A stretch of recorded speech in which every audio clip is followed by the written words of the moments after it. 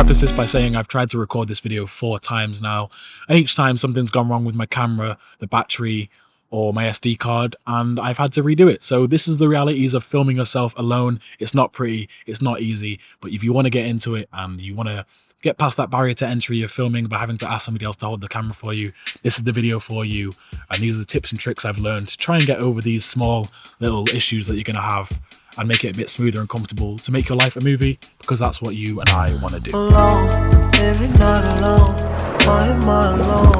Know that you want me to, am I wrong? Tell me that I'm wrong, tell me I deserve all the pain that you put me through. So with no further ado, this is how to romanticize your life and film yourself alone, part 2. For those of you who don't know, my name is Daniel, aka Shot by DCL. I've been doing this video thing for about a year now, fully. I used to have a background in a bit of photography, but nothing too serious.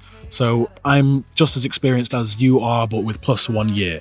In reality, it is not impossible to do. I just want to say that first. It's not impossible to do alone, because in the past year, I probably posted about 300 videos, and then only 2 or 3 of them did have any help behind the camera. So as you've seen, there's already a couple of things that might go wrong when you're filming alone. For example, having to deal with all this camera equipment. I've got 2 cameras set up here, mics, batteries, SD cards, and realistically, you'd probably have somebody else deal with all that for you if you had the privilege of having somebody else film your life for you, but we don't, so we're going to make it work. So with that, I'll say I'm entirely self-taught, so take everything I say with a pinch of salt, but these are the things that I have noticed work well for me to create these videos. The first thing I'll say is that you should be filming other things. I know this might sound counterproductive because you want to film your own life, but you have to remember that your environment is a character in your own story. If your goal, like me, is to make your life into a movie, then you should notice that in the best films you watch, you feel like you're in the room with the characters. And I like to try and recreate this feeling by capturing the details and the small things that not a lot of people might be interested in, because you can tell a lot of story through environment and emphasizing these small moments that you might not think anybody really cares to see, but you have to remember that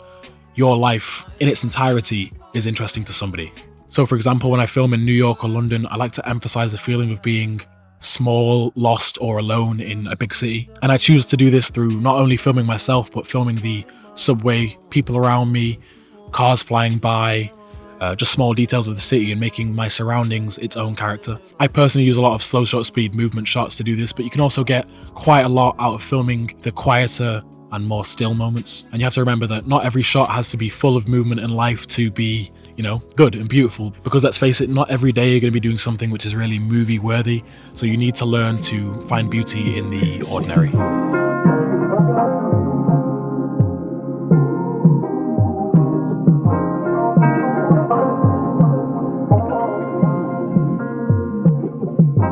Don't worry about overshooting in this part at all as well, because it just really helps in the edit to have too much rather than too little. Because you definitely don't want to come home after an adventure and be like, I don't have enough captured right now. So sometimes turn the camera around and shoot what you're seeing. The next thing you want to think about is inspiration. Coming up, I was a big advocate for just copying somebody else's work and, you know, just doing it to find your style. And I still am to an extent, as long as you understand what inspires you about that work, because that's how you're going to really develop creatively. Because if your goal is to be creative long term, you really want to develop the skills that will help you continue to do this more easily. You want to dissect why things are interesting to you and what personally interests you and what you want to film. For me personally, I've become quite interested in textures, the American Midwest, British fashion, just certain things like that, style. So understanding why you're interested in all these things and being able to dissect to the core what interests you will do you a lot more than just being able to replicate a video.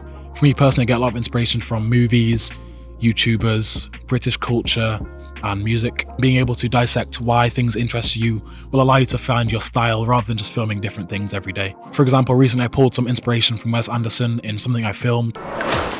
So I was born shy, so I shapeshift. And I only really benefit from doing that if I understand that the reason I like his shots are because they're awkward, symmetrical, and pull your eyes to places that you wouldn't normally look at. And if I can't understand that, then I'm just not really developing long term. You can also pull lots of inspiration from music, and this is probably the most important thing. This is definitely a skill and part of the art of curation, but essentially you just want to pick something that matches the feeling you're trying to convey. For example, if I was to create a video of me alone in New York at night, you know, feeling lost, I wouldn't use something upbeat. I'd want to focus on something that feels a bit more mellow and like noir, really just to, you know, show not tell and pull my viewer into the experience rather than telling them exactly what's going on. So for example, what comes to mind for this would be something like Spike from Cowboy Bebop, and I'd go through the anime and try and find some songs that fit that vibe well.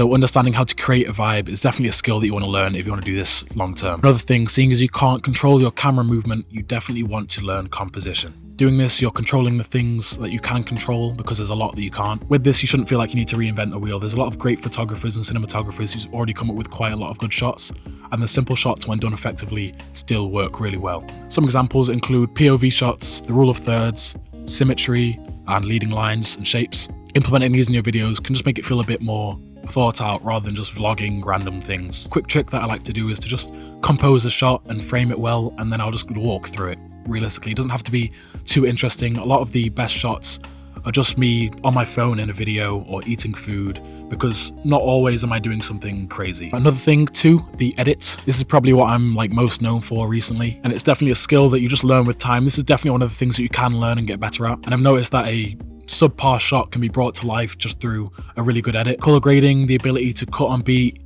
and cutting fast to slow. They're all things that with time you'll just develop the instinct for. With color grading, it's quite hard to get good fast, so realistically I'd recommend that you just buy a LUT, and I did do that for the first 4 months of my content creation journey, and eventually I just ended up creating my own. You don't have to buy it, I'm just here saying.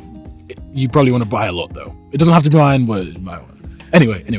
Another thing, sound design. I've come to love sound design over time, as you can probably tell, and in all of my videos, probably none of the sound is really real and what was there originally. I like to build an ecosystem of sound and just really layer different things around me. Maybe that's just like a train going by, or even like the quiet buzz that you get when you drive inside of a car. I've noticed you can never really go too little and too detailed on this, so just layer as much as you possibly can and have fun with it. And then on top of all that, you can add your whooshes, your rises, and your beats, clicks, anything like that. It doesn't have to be real at that point because it is entertainment at the end of the day. It's, it just adds a little bit more fun to it. Another quick trick that I like to use when I go out and film is to overshoot, but to do it in a certain way. I'll try and get 3 different angles of the same shot from 3 different focal lengths. So I'll try and get a close-up, a medium shot, and a wide shot. It just gives you a bit of wiggle room going into the edit to have the same scene from a couple of different angles. Another thing that you might struggle with in these videos is acting. So do I. Hey, I know you miss me and Daniel? we haven't spoken in some time, but I can't have you keep calling my phone like this. Call you? I know it's hard, and honestly, I'm trying to move on, and I can't do that if you keep trying to stay in my Daniel, life. we did a Mirror 7 for 2 weeks. Yes, it's a bit awkward to set your camera up, walk away, and then have to awkwardly come back, or have to re-brush your teeth, or fake wake up again. But at the end of the day, it's entertainment, and you just sort of need to get over yourself. You don't have the luxury of having somebody film these things for you firsthand, so you have to fake them. And these are things that you already do naturally, so it doesn't really matter if you just fake them a little bit, because you're just showing people what you already do in your life. Actors act in movies, and if you want to make your life a movie, then you're gonna have to fake a few things. Other than that, just be creative. I think it's really important to mood board and understand what interests you. For example, I got really interested by textures, and it showed at a point where I do a lot of close-up shots of water boiling, berries being poured and things like that. But being able to visualize what you want to create before you create it just helps you have a bit more direction rather than just going out there and filming something random every single day. And also you should practice and experiment shooting things that you might not normally do, because that's the only way that you can find out what you like and don't like. Lastly, I just want to say, oh my gosh, I'm freezing. Oh, it's cold out here. Lastly, I just want to say before I wrap this video up, it's been a year and I'm so thankful and grateful for everyone who's supported me. I don't take a lot of time to stop and, acknowledge how far I've come, but I did never plan to get this far. So I just want to say thank you guys for making my dream become a reality. And it's not even a dream I knew could be achievable. So thank you guys. It's very real. You can definitely do it. I do appreciate you guys, and God bless. Thank you for watching. I hope you found something useful. All right, see you in the next one.